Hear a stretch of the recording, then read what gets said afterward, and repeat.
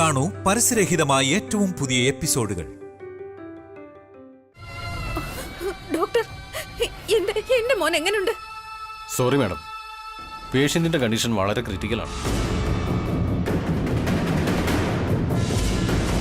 Pulse വളരെയധികം down ആയിരിക്കുക. കുറച്ചു നേരം കഴിയാതെ എനിക്കൊന്നും പറയാൻ കഴിയില്ല.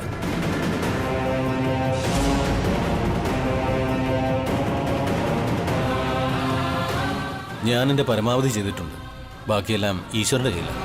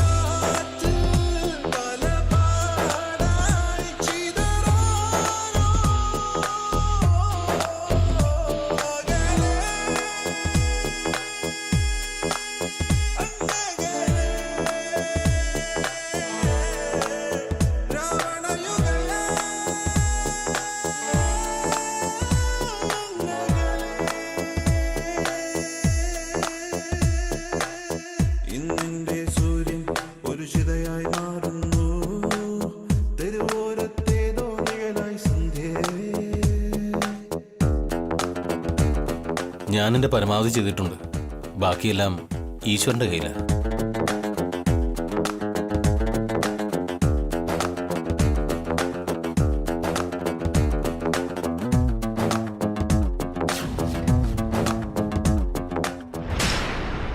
ഏട്ടത് എന്തൊക്കെയാ പറയുന്നേ? അതെ ഭാവനെ, അബിക്കിപ്പോ എങ്ങനെയുണ്ട്? ഡോക്ടർ പരമാവധി ശ്രമിച്ചിട്ടുണ്ട്. ഇനി എന്തെങ്കിലും ചെയ്യാനുണ്ടെങ്കിൽ അതൊക്കെ ദൈവത്തിന്റെ കയ്യിലാണെന്നാ പറയുന്നേ. അല്ല, ഈ കാര്യം വസു അറിഞ്ഞായിരുന്നോ? വസു ഇപ്പൊ എവിടെ ഉണ്ടേട്ടാ? ഇത്ര നേരം ഇവിടെ ഉണ്ടായിരുന്നു. പക്ഷെ ഇപ്പൊ അവളെ കാണുന്നില്ല. അവൾ അവിടെ എവിടെയെങ്കിലും തന്നെ ഉണ്ടാവും. ഏട്ടനൊന്ന് നോക്കി നോക്ക്. ഇല്ല ഭാവനെ, ഇവിടത്തും കാണുന്നില്ല. ശരി, ഉണ്ണി എവിടെയുണ്ട്? ഉണ്ണിയും വസുവിനെ രണ്ടുപേരെയും കാണുന്നില്ല.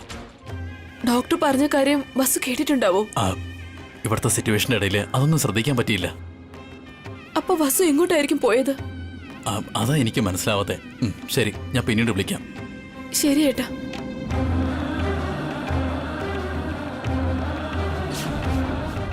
എന്തു പറ്റി ഭാവനെ? എന്താ ഇത്ര വെപ്രാളം? ആരെയാ ഫോൺ ചെയ്തത്? ഹോസ്പിറ്റലിലെ കാര്യങ്ങൾ പറയാൻ വേണ്ടി ഏട്ടനെ വിളിച്ചത് ഇളയമ്മേ. അബിക്കിപ്പോ എങ്ങനെയുണ്ട് മോളെ? കണ്ടീഷൻ ഇത്തിരി സീരിയസ് ഇളയമ്മേ. അങ്ങനെയല്ലേ വരൂ. എല്ലാ പ്രശ്നങ്ങളും ഒരുമിച്ചാണല്ലോ വരുന്നത്. ആ മഹാറാണി എന്ന് ഈ വീട്ടിൽ കാലെടുത്ത് വെച്ചോ അന്ന് ഈ വീടിന്റെ ഐശ്വര്യം എല്ലാം പോയി. ഇതുകൊണ്ടാ ഒരു കല്യാണം ആലോചിക്കുമ്പോ പെൺവീട്ടുകാരെ കുറിച്ചും പെണ്ണിനെ കുറിച്ചും നന്നായിട്ട് ആലോചിക്കണമെന്ന് പറയുന്നത്. ഞാൻ പറഞ്ഞപ്പോ നിങ്ങൾ ആരും അന്ന് അത് കേട്ടില്ല. ഇത് ദൈവം നിശ്ചയിച്ച കല്യാണാണെന്നല്ലേ അന്ന് നിങ്ങൾ എല്ലാവരും ഒറ്റക്കെട്ടായിട്ട് പറഞ്ഞത്. ഒരു ചേർച്ചയില്ലാത്തൊരു പെണ്ണിനെ കൊണ്ടുവന്ന് അവന്റെ തലയെ കെട്ടിവെച്ചു. ഇപ്പൊ എന്താ സംഭവിച്ചെന്ന് കണ്ടല്ലോ. ഇളയമ്മ അതിന് എപ്പോഴും ഇങ്ങനെയൊക്കെ സംസാരിക്കുന്നത്? ഞാനിപ്പോ എന്താ പറഞ്ഞത്? നടന്ന കാര്യല്ലേ ഞാൻ പറഞ്ഞുള്ളൂ. ഞാൻ പറഞ്ഞതൊന്നും കേൾക്കാതെ എടുത്തി ഇഷ്ടപ്പെട്ട മരുമോളെ എങ്ങ് കൊണ്ടുവന്നു. പാമ്പിന് പാല് കൊടുക്കാൻ പോയിട്ട് ഇപ്പൊ എല്ലാം കൂടി പാമ്പിന്റെ വായിലായി. ആ മഹാറാണിയുടെ ചെറുക്കനെ രക്ഷിക്കാൻ പോയിട്ട് ഇപ്പൊ അബിയുടെ ജീവിതം അപകടത്തിലായി. ഇപ്പൊ നമ്മുടെ അഭിമോന്റെ ജീവൻ എടുത്തതും പോരാഞ്ഞിട്ട് ബാക്കിയുള്ളവരുടെ ജീവൻ കൂടി എടുക്കാൻ അവൾ ഹോസ്പിറ്റലിലേക്ക് പോയിരിക്കുക. അവൾ ഇനി അവിടെ എത്തിയ ബാക്കിയുള്ളവരുടെ ജീവനും കൂടി അങ്ങ് പോവും. അങ്ങനത്തെ ഒരു ജാതകം അവളുടേത്. സ്വന്തം ഇഷ്ടത്തിന് വായിൽ വരുന്നത് പോലെ പറയല്ലേ. ഒന്നാമത് അവിടെ വസുവിനെ ഉണ്ണിയും കാണാതെ തെരഞ്ഞുകൊണ്ടിരിക്കുക എല്ലാവരും. അവൾ അവിടെ ഒന്നും ഇരിക്കാൻ പോണില്ല. അവളുടെ മോനെ അവക്ക് കിട്ടിയല്ലോ. ഇനി ഭർത്താവിന് എന്ത് സംഭവിച്ചാൽ അവക്കെന്താ? അവൾ അവളുടെ പാട് നോക്കി പോയി കാണും. അവിടെ എങ്ങാനും ഇരുന്നാ ആദ്യത്തെ ഭർത്താവിനെ കൊന്നതുപോലെ രണ്ടാമത്തെ ഭർത്താവിനെ കൊന്നു എന്നുള്ള പഴി കേൾക്കാൻ വയ്യാത്തതുകൊണ്ട് അവൾ അവളുടെ പാട് നോക്കി എപ്പോഴേ പോയി കാണും. എവിടെങ്കിലും പോയി തൊലയട്ടെ. ഈ വീട്ടിൽ നിന്നൊരു നാശം ഒഴിഞ്ഞു പോയല്ലോ.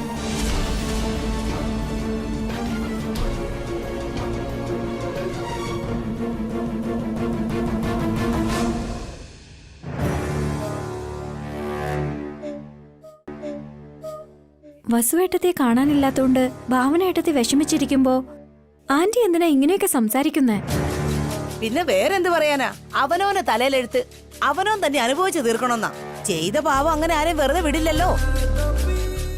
ഭർത്താവ് മരിച്ചുപോയെന്നുള്ള സങ്കടത്തെക്കാളും ഭർത്താവിനെ കൊന്നു എന്നുള്ള പേരും വാങ്ങിയിട്ട് ഇങ്ങനെ ജീവിക്കുന്നതിനേക്കാളും ചാവുന്നതാ നല്ലത്. എന്നെ കൊണ്ട് ഇങ്ങനെയൊന്നും ജീവിക്കാൻ പറ്റില്ല.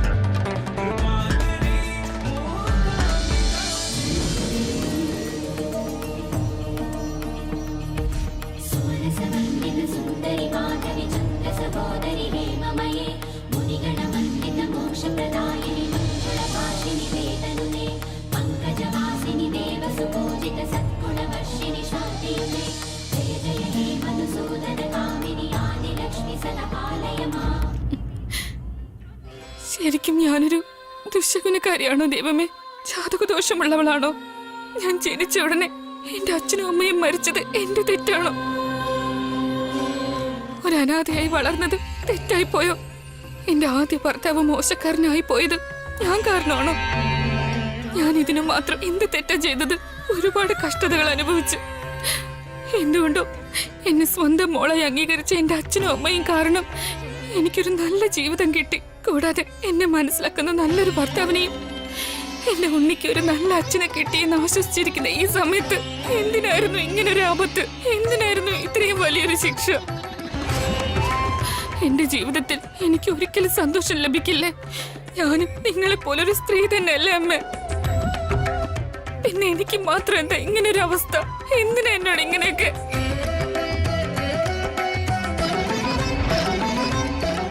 എന്റെ അച്ഛന് ഒന്നും പറ്റരുത്. എന്റെ അമ്മ ആരും വഴക്കു പറയരുത്. ദേവിക്ക് എത്ര ചോക്ലേറ്റ്സും ഐസ്ക്രീംസും വേണമെങ്കിലും ഞാൻ കൊണ്ടുതരാം. എന്റെ അച്ഛനെ രക്ഷിക്കണേ. എന്റെ അമ്മ കരയാതെ നോക്കിക്കോണേ. ദേവി നോക്കുമല്ലോ അല്ലേ? മോളെ ആരതി തൊഴുതോളൂ.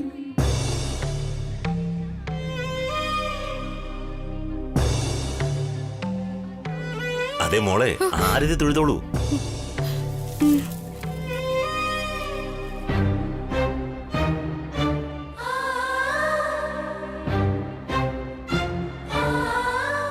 നിറഞ്ഞ മിഴികൾ കൊണ്ട് ആർക്കും ഒന്നും കാണാൻ സാധിക്കില്ല.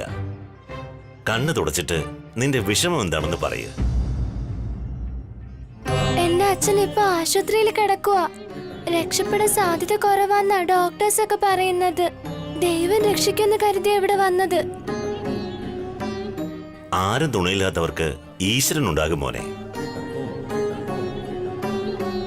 ഭഗവതിയെ വിശ്വസിച്ച് വന്നാലേ ഭഗവതി എന്തായാലും നിങ്ങളെ സഹായിക്കും, ഉറപ്പ്.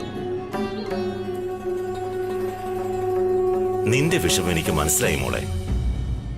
ഭഗവതി നിന്നിൽ പ്രസാദിക്കണമെങ്കിൽ ഒരു വ്രതം എടുക്കണം. നീ ചെയ്യുമോ? കണ്ടാൽ വലിയ വീട്ടിൽ നിന്നാണെന്ന് തോന്നുന്നുണ്ട്. ഈ വ്രതം കുറച്ച് കഷ്ടപ്പെട്ടാൽ മാത്രമേ പൂർത്തിയാക്കാൻ പറ്റൂ മോളെ. നീ ചെയ്യുന്നുണ്ടെങ്കിൽ ഞാൻ പറയാം.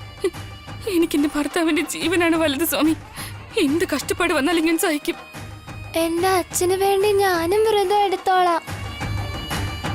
അമ്മയുടെ അനുഗ്രഹം വേണമെന്നുണ്ടെങ്കിൽ ഒരു ദിവസം മുഴുവനും ഭഗവതിയെ വിചാരിച്ച് ധ്യാനത്തിലിരിക്കണം. കുളിച്ചു വൃത്തിയായി മഞ്ഞപ്പുടവ ധരിക്കണം. അമ്പലത്തിൽ വരുന്ന സുമംഗലികളിൽ നിന്ന് 3 പേരോ അല്ലെങ്കിൽ 5 പേരോ അതല്ലെങ്കിൽ 7 പേരോ അതല്ലെങ്കിൽ 9 പേർക്കോ പാദസേവ ചെയ്ത് ദക്ഷിണ കൊടുത്ത് അവരിൽ നിന്ന് ഭിക്ഷ വാങ്ങണം. അവരിൽ നിന്ന് മഞ്ഞളും കുങ്കുമവും പിന്നെ അവരെത്രയാണോ പണം തരുന്നത് അതുകൊണ്ട് അമ്മയ്ക്ക് നിവേദ്യവും നടത്തണം. ആ നിവേദ്യം ആദ്യം അമ്മയ്ക്ക് സമർപ്പിച്ച ശേഷം പിന്നെ ആ സുമംഗലികൾക്ക് ഭക്ഷിക്കാൻ നൽകണം. അവര് കഴിച്ച ഇലയെടുത്തതിന് ശേഷം നീയും ആ നിവേദ്യം കഴിക്കണം. അതേപോലെ എത്ര സുമംഗലികൾക്കാണോ നീ പാദപൂജ ചെയ്തത് അത്രയധികം അഖണ്ഡ ദീപങ്ങൾ നാളെ വ്രതം തീരുന്നതുവരെയും അണയാ വിളക്കായി കെടാതെ നോക്കണം. നിനക്കത് ചെയ്യാൻ പറ്റുമോ? ഞാൻ ചെയ്യാം സ്വാമി. ഞാനും ചെയ്യാം സ്വാമി. നല്ലത് മോനെ. മഞ്ഞ പുടവ തരാം. നീ പോയി കുളിച്ചിട്ട് ആ പുടവയും ചുറ്റി വേഗം വ്രതം ആരംഭിക്കുക. ഭഗവതിയുടെ അനുഗ്രഹം തീർച്ചയായും നിങ്ങൾക്കുണ്ടാകും. എന്നാ ശരി സ്വാമി. ശരി മോളെ.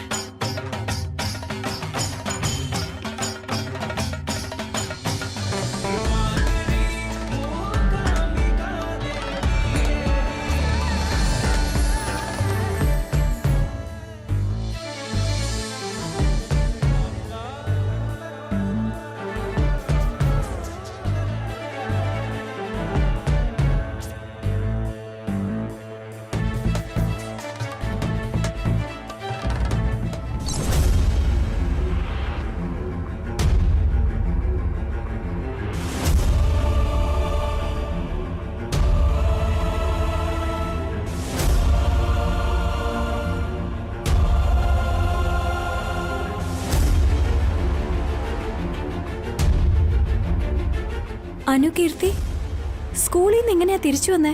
സ്കൂൾ ബസ്സിലാ വന്ന ചെറിയമ്മേ. ഞങ്ങളെ സ്കൂളിൽ നിന്ന് കൂട്ടിക്കൊണ്ടു പോകാൻ ആരും വരാത്തതുകൊണ്ട് ഞങ്ങളെ മിസ് ഞങ്ങളെ രണ്ടുപേരെയും സ്കൂൾ ബസ്സിൽ കയറ്റി ഇങ്ങോട്ട് വിടുമായിരുന്നു.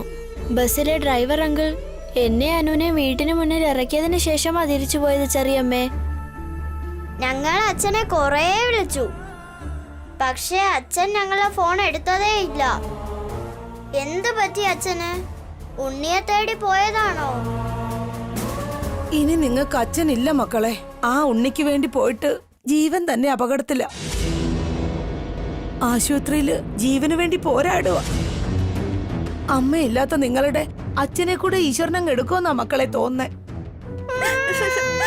അച്ഛാ, അച്ഛാ,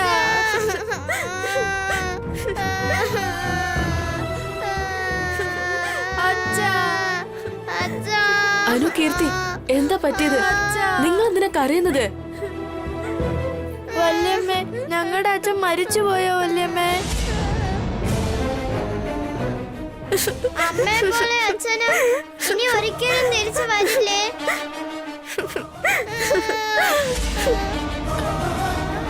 നിങ്ങളോട് ആരാ ഇങ്ങനെയൊക്കെ പറഞ്ഞത്? ഈ മുത്തശ്ശിയാ അങ്ങനെ പറഞ്ഞേ. ഉണ്ണിയെ രക്ഷിക്കാൻ പോയിട്ട് അച്ഛൻ മരിച്ചു പോയോ വല്യമ്മേ? ഇല്ല മക്കളെ, ഡാഡിക്ക് ഒന്നും സംഭവിച്ചിട്ടില്ല. ഒരു കുഴപ്പമില്ലാതെ ഉടനെ തിരിച്ചു വരും. നിങ്ങളുടെ അപ്പൂപ്പൻ, അമ്മുമ്മ, വല്യച്ഛൻ, ഇളയച്ഛൻ എല്ലാവരും അവിടെ തന്നെ ഉണ്ടല്ലോ. സത്യമായിട്ട് ഞങ്ങളുടെ അച്ഛൻ സുഖമായിട്ടിരിക്കുന്നോ വല്യമ്മേ? അതേ മോളെ. അപ്പോ ഈ അമ്മമ്മ കള്ളം പറഞ്ഞതാ? ഡാഡിക്ക് ഒരു പ്രശ്നമില്ല മക്കളെ. കുറച്ച് കഴിയുമ്പോ വീട്ടിലേക്ക് വരും. നിങ്ങൾ രണ്ടുപേരും കരയില്ല കേട്ടോ. പോയി സ്കൂൾ യൂണിഫോം മാറ്റ. ഞാൻ വന്ന് കുളിപ്പിച്ച് സ്നാക്സ് തരാം. നല്ല കുട്ടികളല്ലേ, ചെല്ല.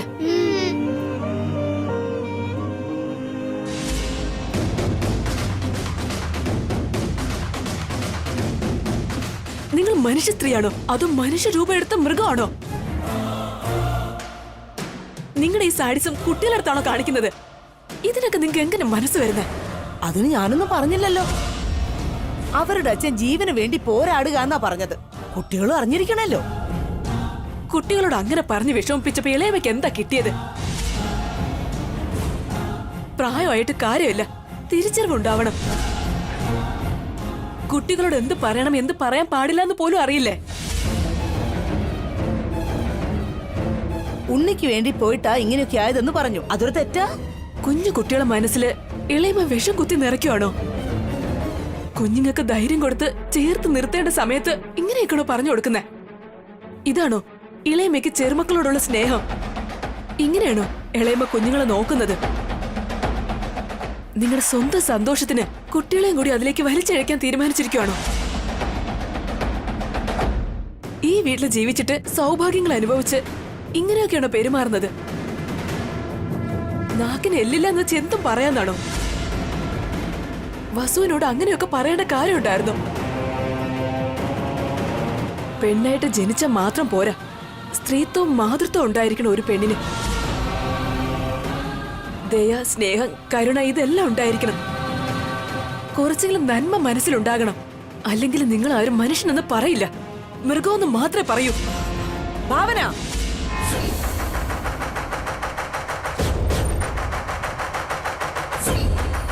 ആലോചിച്ച് വേണം വല്ലതും സംസാരിക്കാൻ. വയസ്സിന് മൂത്തവരോട് ബഹുമാനമില്ലാതെ. വയസ്സിന് മൂത്തതാന്നുള്ള ബഹുമാനം ഉള്ളത് കൊണ്ടാ ഞാൻ ഇപ്പോഴും നിങ്ങളോട് മാന്യമായി സംസാരിക്കുന്നത്. എന്റെ സ്ഥാനത്ത് വേറെ ആരെങ്കിലും ആയിരുന്നു സംസാരിച്ചിരുന്നുവെങ്കിൽ ഇതിനു മുമ്പ് നിങ്ങൾക്ക് രണ്ടെണ്ണം പൊട്ടിച്ചിട്ട് സംസാരിച്ചേനെ.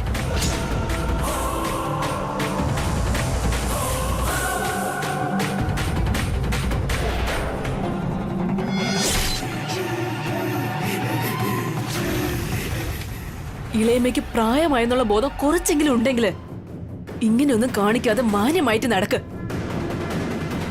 മനുഷ്യത്വ ലെവലേഷൻ നിങ്ങളുടെ കൂടെ ഇല്ലെങ്കിൽ ശരിക്കും മൃഗത്തിനും നിങ്ങൾക്കും തമ്മിൽ യാതൊരു വ്യത്യാസവും ഇല്ല. ഇനി ഒരു തവണ കൂടി നിങ്ങളുടെ വായ നിങ്ങനെ കേട്ടാ ഞാൻ ഇങ്ങനെ ആയിരിക്കില്ല. ഓർത്തു വെച്ചോ.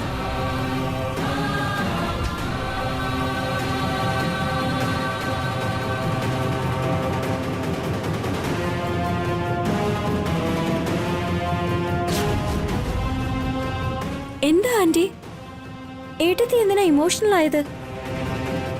ഏട്ടത്തി വായി തോന്നിയതൊക്കെ ഇളയമ്മ പറഞ്ഞിട്ട് പോയല്ലോ. ശരിക്കും പറഞ്ഞ കാർക്കിച്ചു തുപ്പി. അവസാനം വാർണിംഗ് വരെ തന്നില്ലേ? അവളുടെ കഷ്ടകാലം ആരംഭിച്ചു എന്നർത്ഥം. അതുകൊണ്ടാ മുന്നും പിന്നും ചിന്തിക്കാതെ എന്റെ അടുത്ത് അവൾ ഉടക്കാൻ വന്നത്. കനൽക്കട്ടയിൽ കൈവച്ചാൽ എന്തു സംഭവിക്കുമെന്ന് അവക്ക് ഞാൻ മനസ്സിലാക്കി കൊടുക്കുന്നുണ്ട്. ആന്റി എന്താ ചെയ്യാൻ പോകുന്നേ? ആ വസുവിനെ ഞാൻ എങ്ങനെ ഇവിടുന്ന് ഓടിച്ചോ അതുപോലെ ഇവളെ ഞാൻ ഇവിടുന്ന് ഓടിക്കും.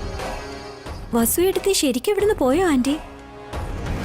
എന്നോട് കളിക്കാൻ വന്നത് ആരായാലും അവർ വിവരം അറിയും. ഒരു കാരണവശാലും വസു ഇനി ഈ വീട്ടിലേക്ക് തിരിച്ചു വരില്ല. അതിന് ഞാൻ സമ്മതിക്കില്ല.